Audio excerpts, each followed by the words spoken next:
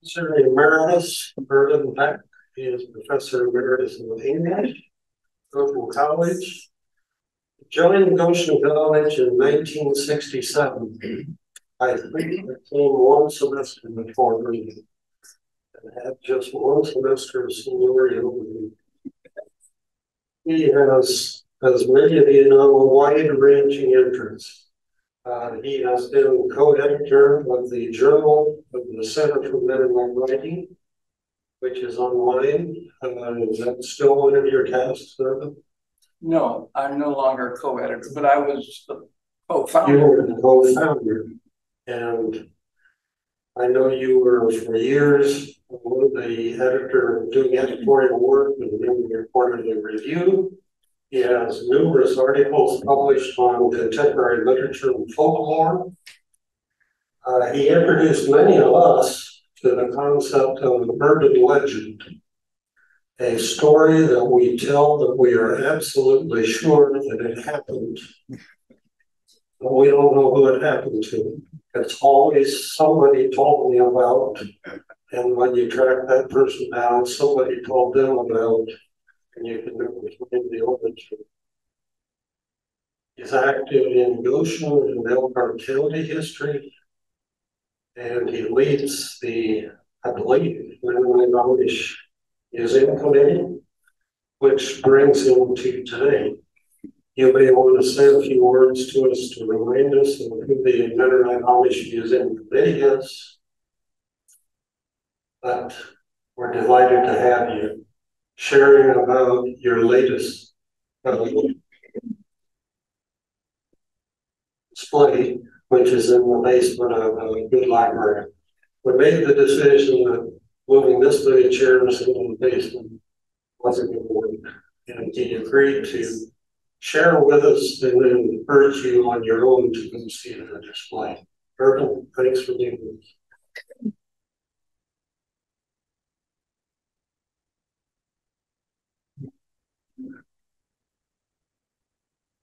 You also asked me to turn the lights out on you.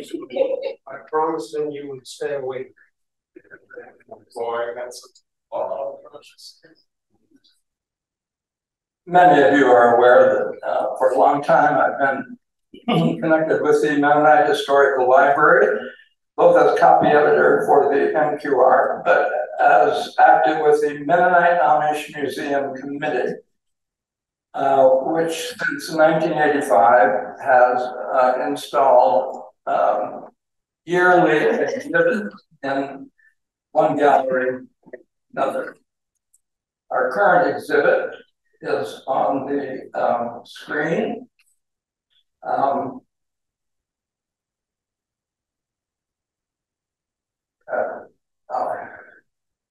Okay, I'll just forget about my computer since John has it on the flash drive. This is a virtual reality presentation, okay? If you're like me and you prefer life, literal reality, the exhibit is in the basement of the library gallery. So you can see the real thing up close and read the captions. First, I want to thank George Snooker, who's here today. He prepared this PowerPoint for me for a presentation at the Midwest Museum of American Art in Elkhart a few weeks ago. Next. What is a cabinet of curiosities? Well, there's an image of it. Cabinet of Curiosities was the first name for a museum in the English tradition, starting about 1500. Rich people had rooms in their big houses, and in the room, the Cabinet of Curiosities, they kept their collections of all kinds, natural science, art, antiquities, whatever struck their fancy, and it was usually a miscellany of things. So our notion of a museum starts there. It was not public, it was private.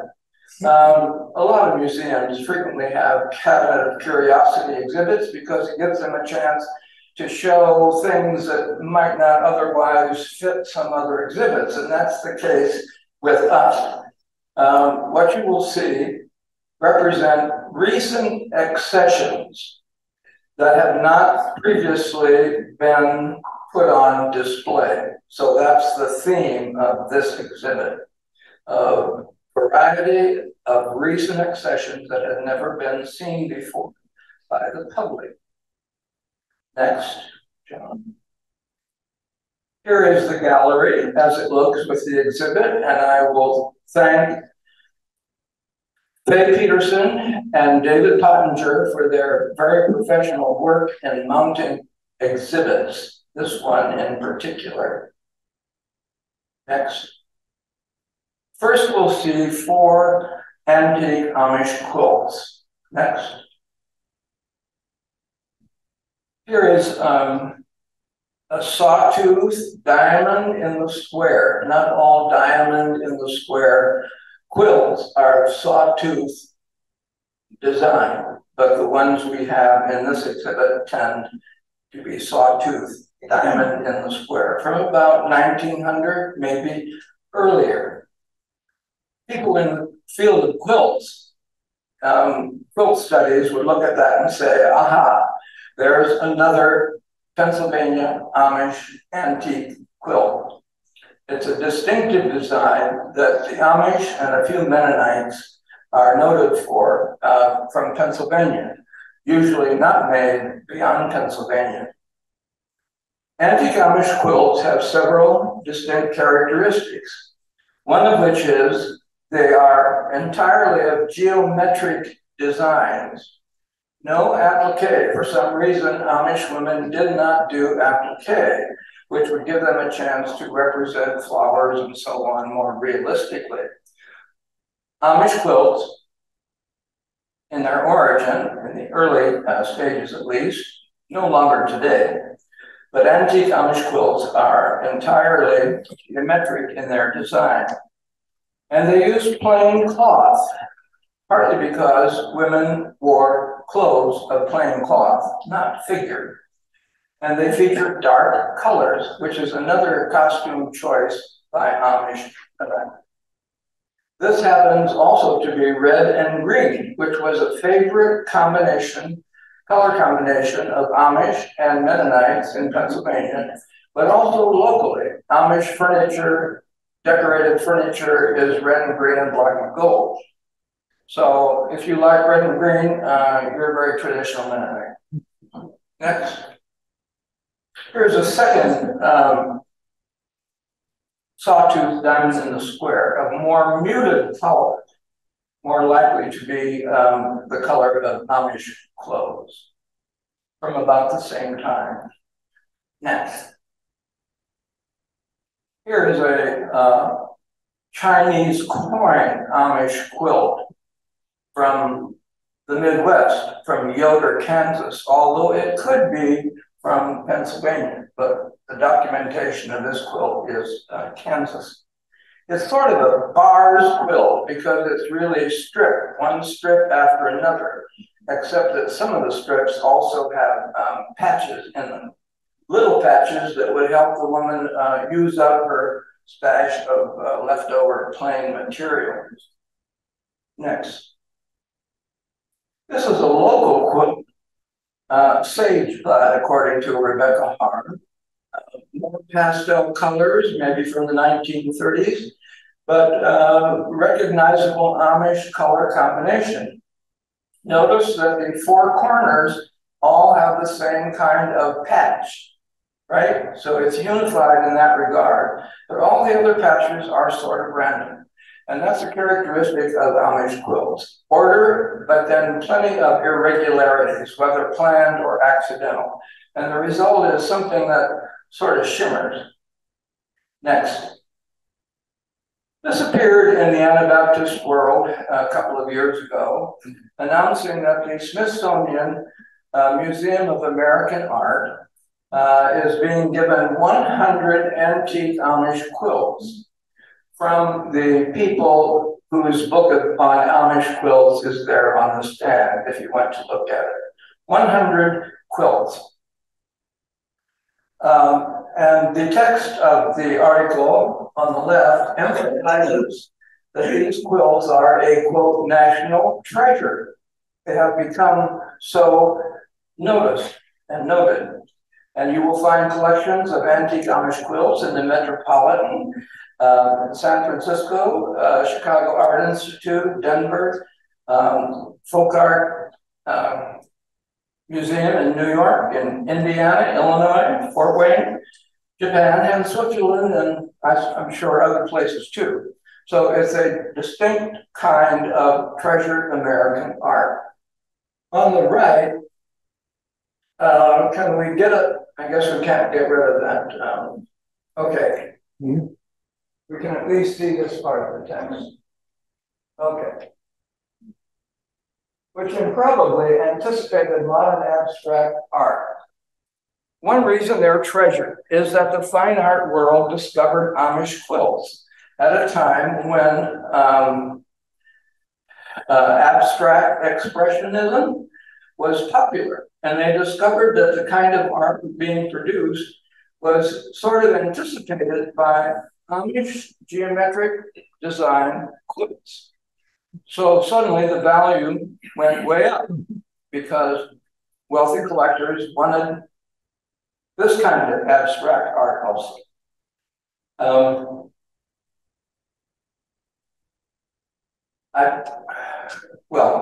For instance, the third quilt from the left, the tumbling blocks, that's sort of an optical illusion. If you look at it, it looks three-dimensional, doesn't it? And at the time, there was a movement called op art, where artists tried to create optical illusions through their geometric designs. And also, way at the left, you have squares within the square. Abner could tell us about a lot of artists from this period who experimented with squares. Albert's homage to the squares, I think, and some others too. So the Amish beat them to it because you have a square within a square within a square within a square. So Amish quilts looked at by the fine art world take on a different character. Personally, I don't think we need fine art world attention to folk art in order to justify folk art. Fine, but folk art has its own reason for being. I won't go into that right now.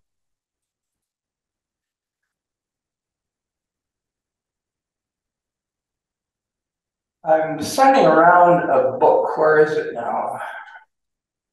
Okay, please pass it up to Arlen so it goes around the room. We are connected to this article. Not only did it appear in the Anabaptist World, but the Smithsonian has hired Janniken Smucker to curate this collection, to accession the collection. They have 40 quilts now, and they're going to get 60 more later. So it's her job to authenticate and document these quilts. Janniken Smucker is the nation's foremost authority on Amish quilts. And the book that is circulating is her statement, her very complex analysis of Amish quilts, culturally, historically, from the point of view of the fine arts, and so on. She, of course, is George and Barb Smucker's daughter. She was originally on our committee, so I think maybe being on our committee led her to this vocation. She teaches at West Chester University near Philadelphia. And by the way, on September the 16th, she will be in the gallery talking about the quilts that we have on exhibit. September the 16th, you'll be reminded of that. But we're really grateful that she can manage that trip at that point in her teaching career. Next.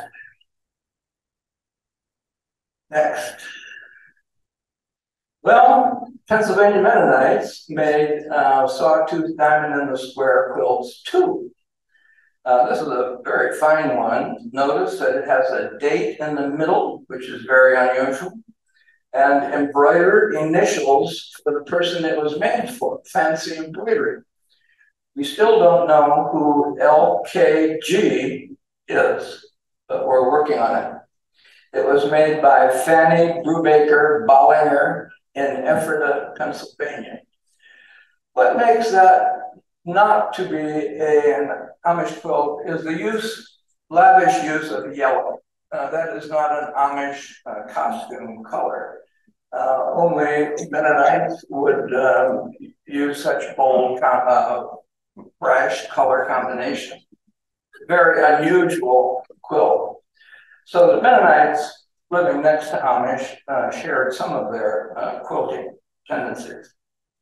Next. Here is a bar's quilt. Remember the Chinese coin, which is sort of a bar's quilt. This is a Mennonite quilt.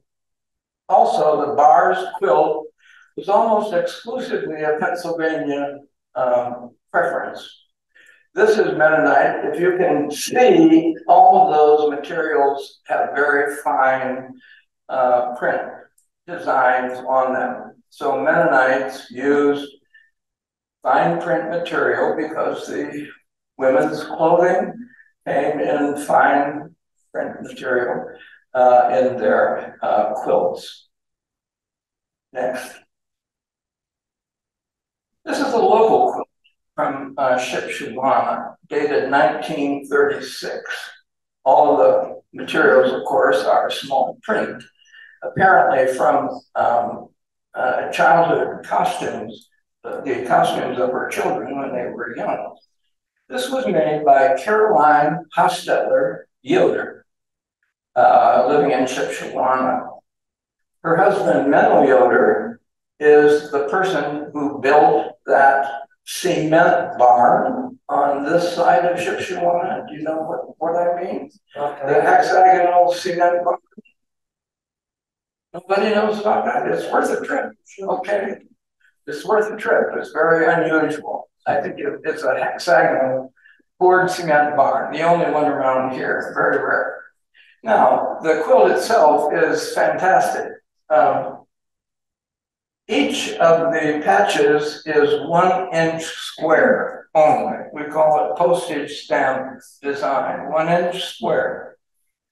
So Caroline cut out all of those 1 inch patches. She arranged all those 1 inch patches in a very attractive way. Notice how the colors blend in and out.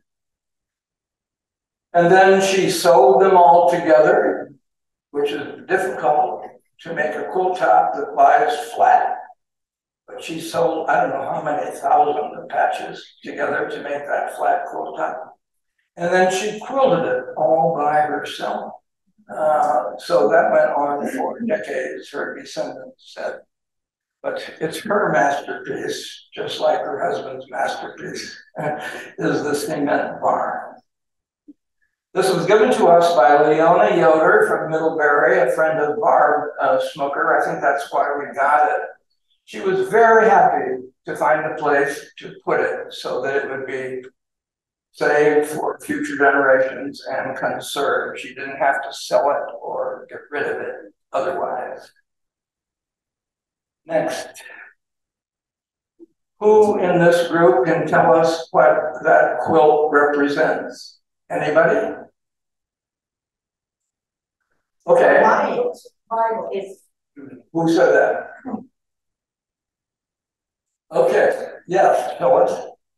This is the Women of the Bible quilt, made by Carol Helmuth Hondrick, who lived in Goshen, but is now in healthcare in Elkhart. Once again, she was very pleased that we would accept this original Women of the Bible quilt.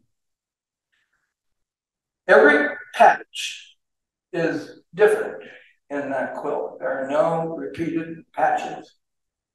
And every patch stands for a woman in the Bible. Starting at the very top by, you guessed it, Eve, okay? and going through the Old and New Testaments down to the end at the bottom.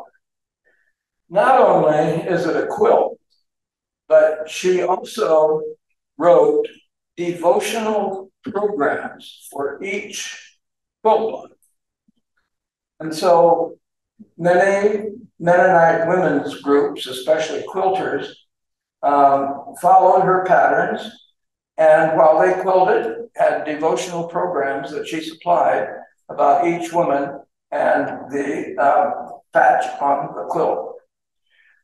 She prepared a book of patterns and devotionals, but never was published. We also have that book. Next, crib quilts. These three are Amish crib quilts. Next. Here's an interesting quilt. Log cabin design, of course, crib quilt. If you knew Chick Lance in Goshen, the decorator, okay, he was a baby under that quilt. It was given to us by his sister, Barbara Lance, married to Jake Stoltzfus. She had saved it all these years. If you look at the bottom of the quilt, you can tell that it's worn, pretty badly worn. See the wear here? But since it covered 7 different children in the family, it's understandable. And we like it for that reason, because it communicates a lot about family experience and shows why, proportionally, crib quilts have survived less well than full-size quilts. So crib quilts are relatively rare because they were worn out. And so many big quilts were saved in a blanket chest or used only when the company came. So here's an example of a well-worn crib quilt and one of very good Amish design. Next. Quilt people would look at the quilt on the right and say, oh yes, that's an Amish quilt from Holmes County, Ohio. Those Amish people are noted for black background with baskets of various colors. Holmes County, Ohio. The one on the left is probably by Schwarzentruber Amish, who are very conservative Amish today, and they never stopped producing quilts in the traditional colors and manner.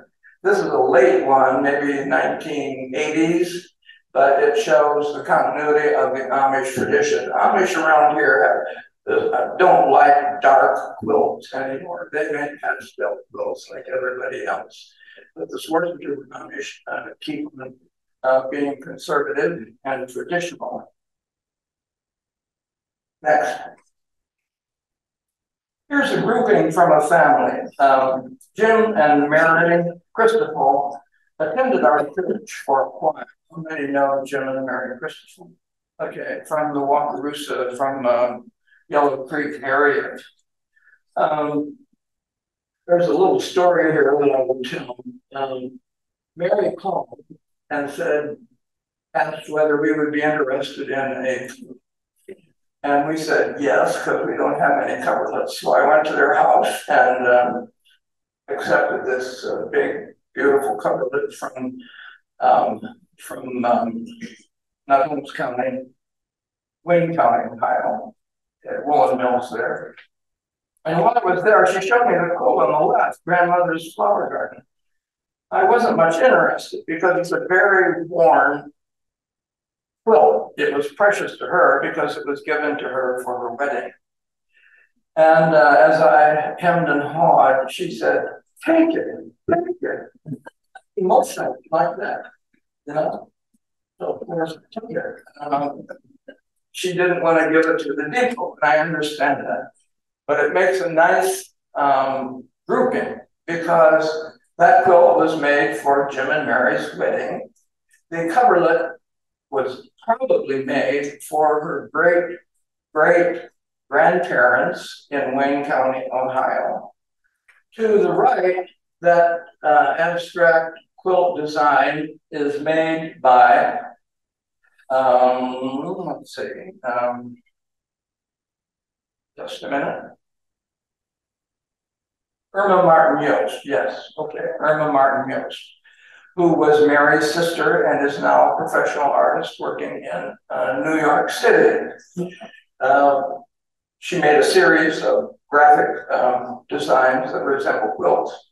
And she also made that composite photograph in the middle, which shows the Martin home plate and 3 women ancestors.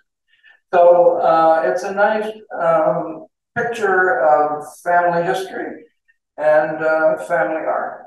We're glad to have it. That happens very often. People are very happy to turn things over to historical library. Next. These are not quilts, they're rugs. I thought we would use only the middle one because it looks so Amish. But Dave and Faye put the other 2 up as well.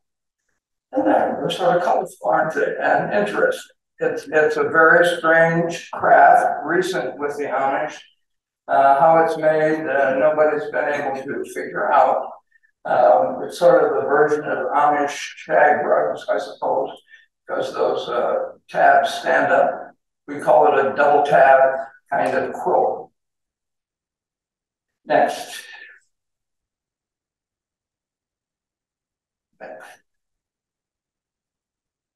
If you look at the very top of this clock, you will see a date of 1833. So it's almost 200 years old.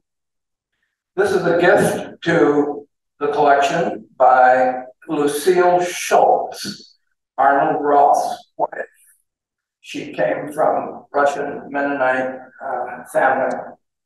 They didn't know what to do with it. They didn't want to sell it. They were very happy that we would accept it. And we were very delighted to get it because these are very, very scarce. They almost never get liberated from the families who inherited them. Normally, they descend in the oldest son. It's a very patriarchal descent. Well, Arnold and Lucille's son died, and I guess the daughters didn't want it. Anyway, they gave it to us. It's a working clock. Arlen Clausen was at our opening. He's a clockmaker, horologist, and he helped us understand this clock. It's called Wag on the Wall, okay, because the pendulum is fully obvious as the clock works. Arlen tells me that in Ukraine, where this comes from, they never built wood cases for these clocks.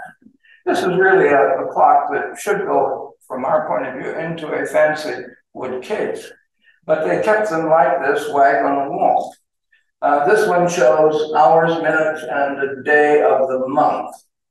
They were a typical wedding present for a new wedded couple. In fact, this was a wedding gift for Lucille's great-grandparents in 1933.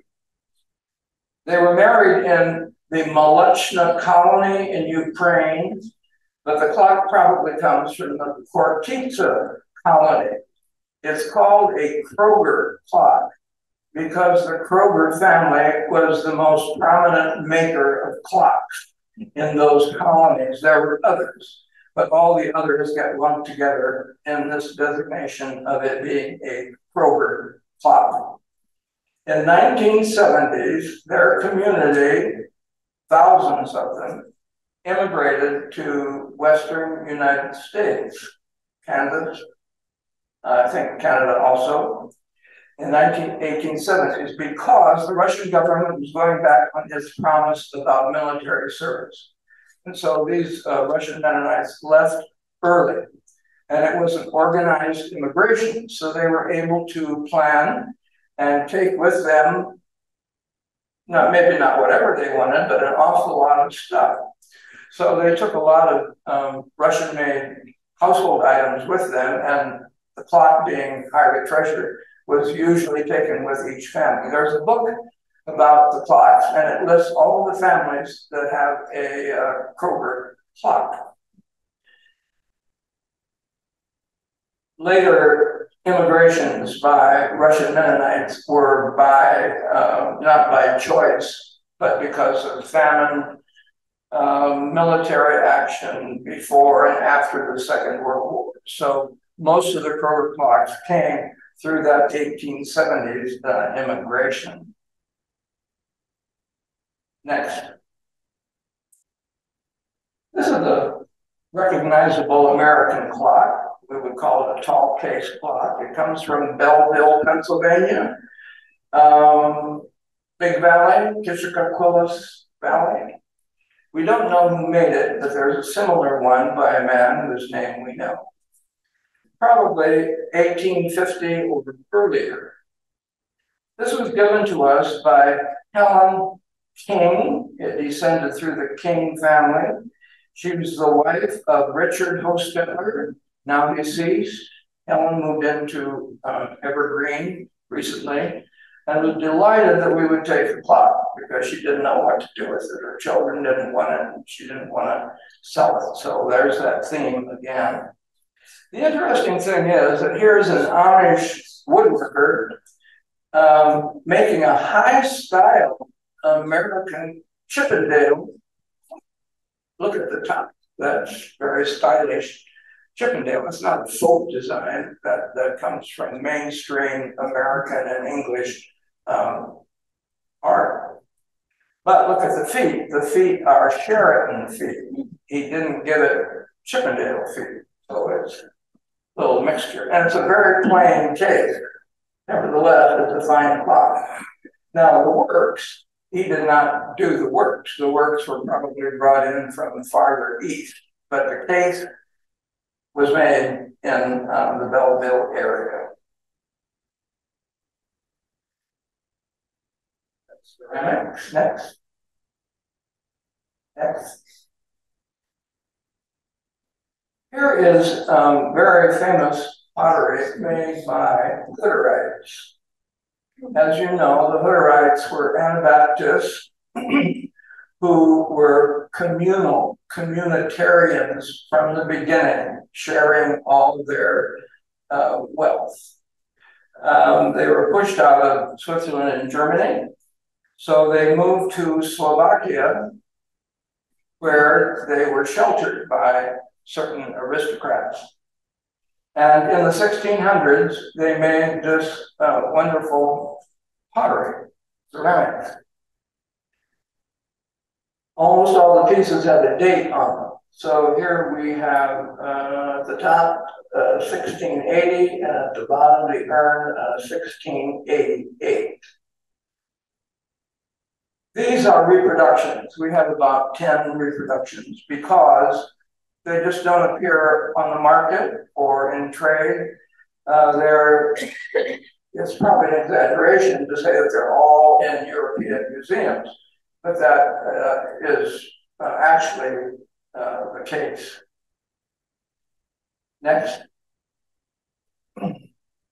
Here is a piece of so-called Macum pottery. Macum is a city in Friesland, where Menno Simons came from. It's called Royal Tikular pottery. It has a royal commission nowadays because it's such an old family business. Since 1594, that means 400 years.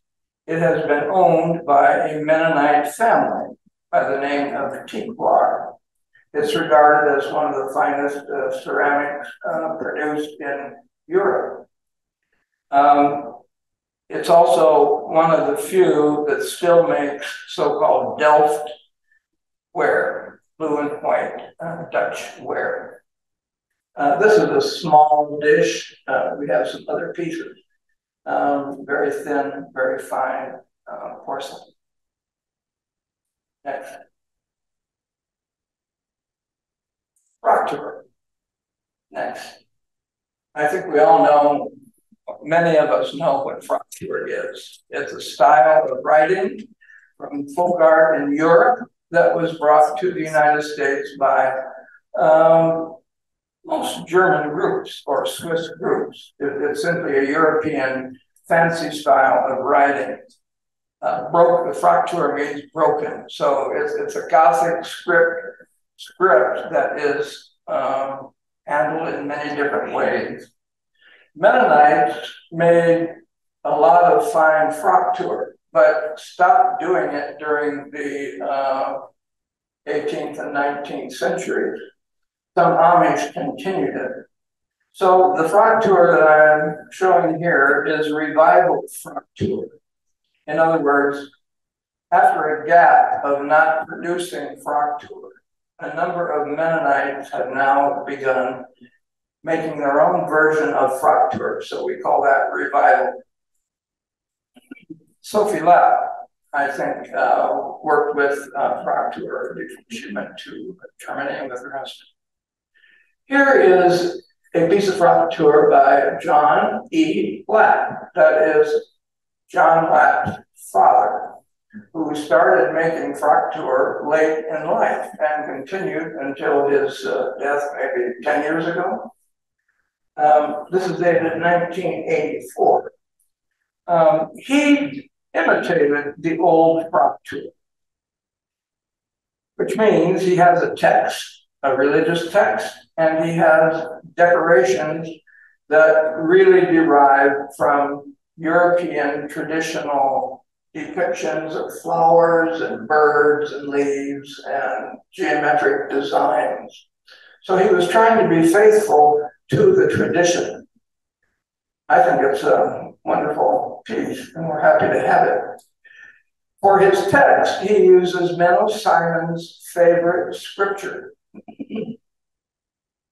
For other foundation can no man lay than that which is laid, which is Jesus Christ. 1 Corinthians 3:31, I think.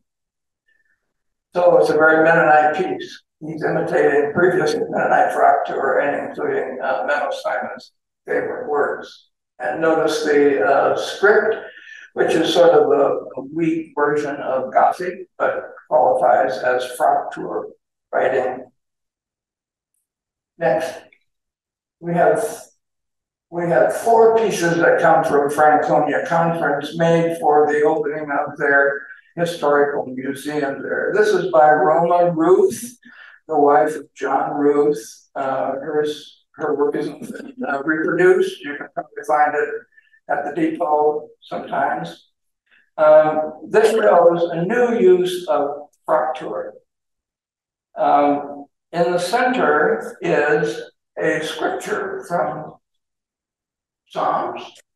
The earth is the Lord's and the fullness thereof, familiar to us. That's from the Bible.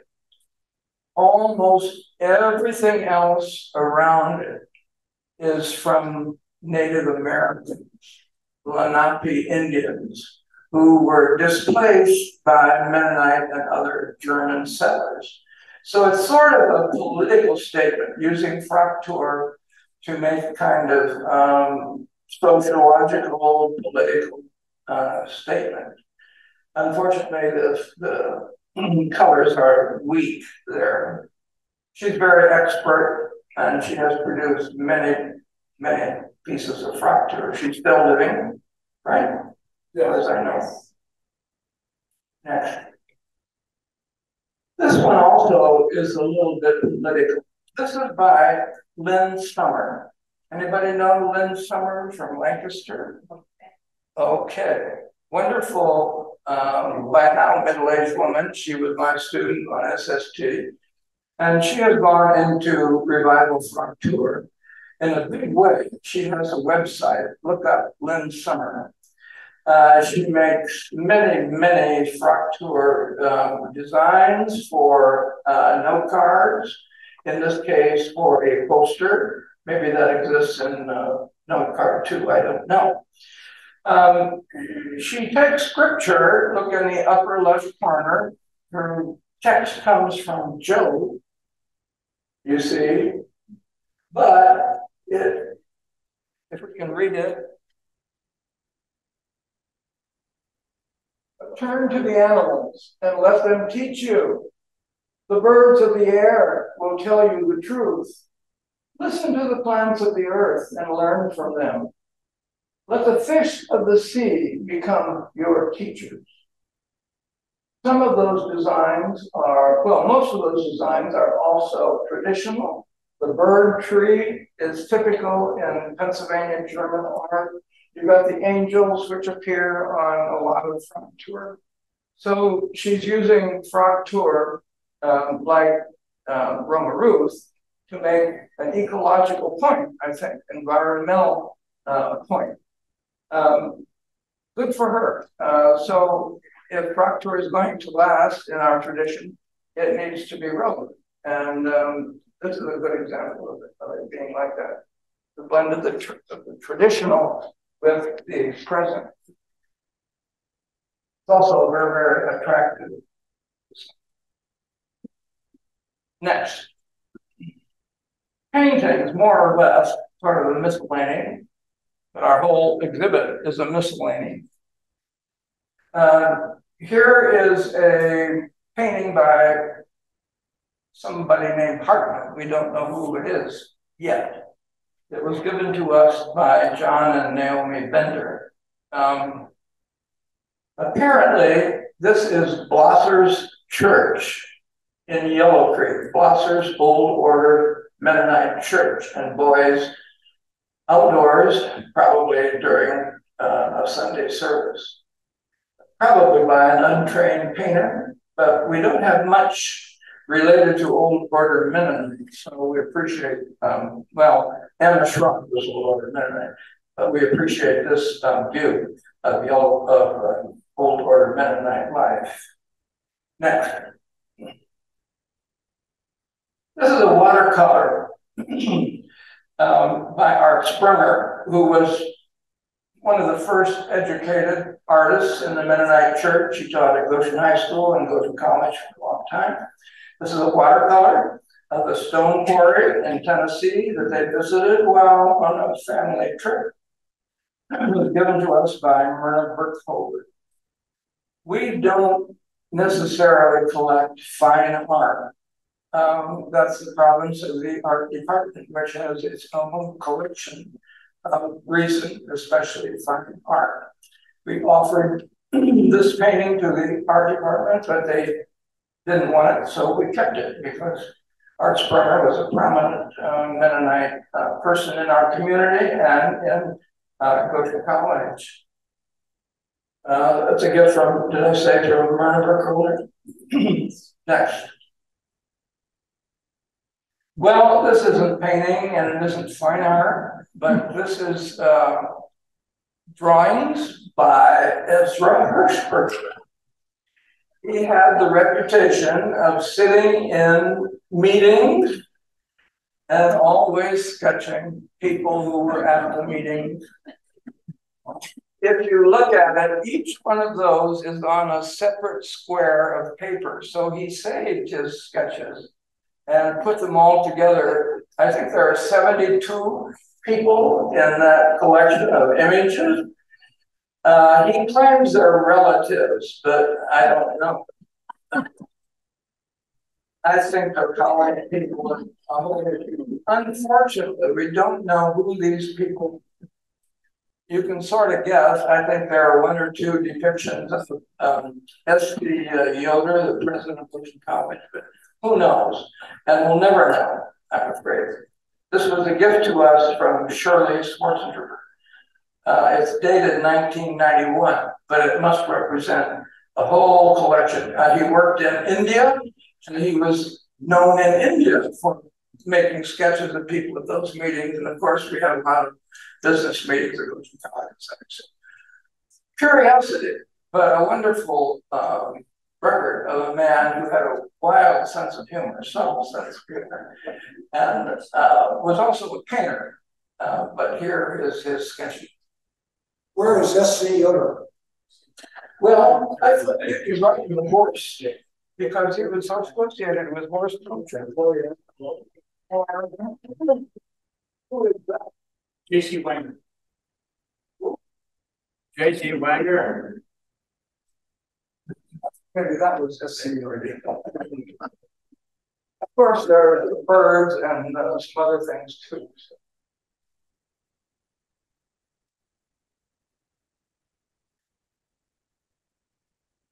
Next. Here is some fine art. Abner will recognize the one on the left as his self-portrait when he was in graduate school, I think. Was it 1964? If you get those. Okay. He's young and wearing glasses. But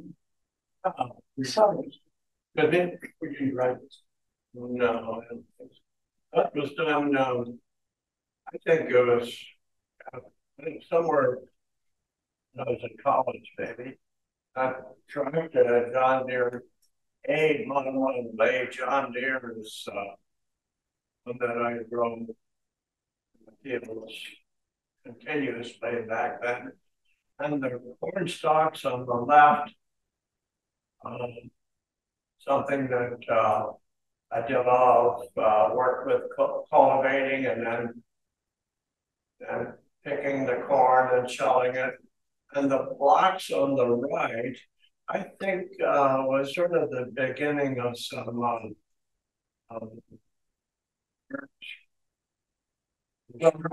possibly. That's tumbling block. Well, field design. Yeah, that's right. Yeah. Well, actually, the tractor is a very small piece that John Roth gave us. And he was famous for his big paintings of John Deere's and cornfields. Now in the Midwest Museum, but we're glad to have that miniature version of his work reflecting his life as a farm boy. Next, back to ceramics. This is a bowl and pitcher by Marvin Bartel. It's the first Culture for Service award ever given. The award itself and the gift that went with it. It's a bowl and pitcher to symbolize Mennonite foot washing and the life of service that was led by Lois and Albert Buckwalter in Argentina. Lois, I hope you're watching this program. Next. Problems. Sort of, or big, I don't know if they're big or little, but they're problems. Here's a painting of an Amish girl with a pet lamb. It was made by Nancy Noel of Zionsville, Indiana. She's now deceased, but she was famous in commercial art fields for her depictions of beautiful Amish children holding pets. We have a couple others by her. Also Mothlight. Pardon me? She also did artwork among the Mothlight tribe in Africa. Oh, she did, yeah. Okay. She went by N.A. Noel, so that people would think she's a man instead of a woman, but her real name is Nancy. So what's the problem with that picture? It's a problem of collection. There are so many commercial artists and photographers who are selling images of Amish and their culture. So many. How many should we collect? Should we try to get one from each artist? Should we try to have three like we do of Noel? There's no end in sight. That's the problem. And it's sort of like Amish romance books. Currently, MHL has a policy of buying every Amish romance published. I understand that. I understand that. But books can be, hidden on shelves and so on. But stuff like this is, well, it has to be stored somewhere. And as I say, some are good and some are bad, but I guess that's the point. People outside the Amish faith depicting Amish the way they want to see them or the way they think their customers want to see them. I'm happy to have that painting. given to us by John Roth's wife. But I don't think we'll section anymore by Nancy Noah. And we have many other named artists with Amish paintings in our collection. Next. This is a similar problem. In the exhibit, we have a whole case full of Amish figurines. John Roth gave us his big collection of 250. So we have 250 Amish figurines, and here's a selection from them in this one case. The problem I see is this. On the market in the United States, will you find figurines of African Americans that are sort of caricatures, or Native American caricatures and miniatures, or Orthodox Jews, or other ethnic groups? Why does American culture tolerate this mass production of Amish things? It really, they're made in China, most of them, and they're available on eBay and at souvenir shops and wherever else. So it seems to me that's not our problem, but it is a culture problem. Now, of course, the Amish don't defend themselves. They don't go public with their objections. And I've even seen similar things in Amish houses. But it seems to me it's an indication of something about our American culture and in regard to ethnic groups. Next. This is an amazing thing. It was made in Bulgaria by an artist who makes icons for the Catholic or Orthodox Church. This is on a slab of wood, okay? And that's real gold paint, I suppose. And it's in stylized Orthodox fashion. So what? Well, there's Menno Simons. That's Menno Simons on his crutch. He was lame, you know, and he's holding his Bible. And actually, the Bible has that same scripture that John E. Ladd put on his factor, although there's a misspelled word on it. So what do we do with an icon from the Orthodox tradition in Bulgaria that depicts our leader, Menno Simons? Would he like to be depicted on an icon like that? Historically, Anabaptists were known as iconoclasts, meaning they went around denying or even breaking images in the Catholic Church, an iconoclast. Here now we have Menno Simons in a form, in a genre that is supposed to lead to devotion, and even Anabaptists would say idol worship. What do we do? How do we regard that? Seems to me it's both an aesthetic problem on the role of art in our community and the theological. I think if you go to Found downtown, you can really revive one of these. This was a gift to us. That's it. So you might have some questions or comments, and we have some. There's 10 till 12. Maybe one or two questions. Yes, please. Yes. Where do you store all of these artifacts? Some of them are easy to store. We have a separate room, small room up in the Historical Library, ingeniously designed. And they called Hall tenants, that area that used to be a health center became Hall and this one. And the Cult Hall annex between Cult and Westlawn, that was abandoned by the record, and since then we've had storage area there, and there's some here and some there and so on.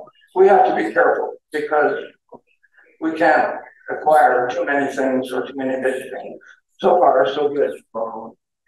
You used the term fine arts at one point. What do you mean by fine arts? I took fine arts in college, and yeah, what do you mean by fine arts? I mean, is people who have been academically trained in art, and they are making art that conforms to probably mainstream art circles. They're innovative, they're always trying to be original and creative. Okay, folk artists are oriented to their community and give their community what the community needs or wants. They're not interested in the art. Abner can correct me on this. Is that okay? Well, yeah, I think so. I would just say that that what was called fine art is more of an intellectual, intentional search for color issues, trying to work through color issues, trying to work through form issues. One example, something that I thought when you were showing the quilt, I thought of there was a solid darkish form, and then something beside it that was lighter. And my mind went to Hans Hofmann, German expressionist, who I don't know who labeled his work push-pull. It had to do with certain forms leaping forward, others pushing back, and got the term push-pull. I would have to say that some of the Amish quilts dealt with push-pull long before push-pull was fashionable. Although the Amish never articulated that. Well, it was unself-conscious. I think that, Urban, I think that you need to have a whole session on human creativity and how it happens and where it happens and why is it. And don't get me started.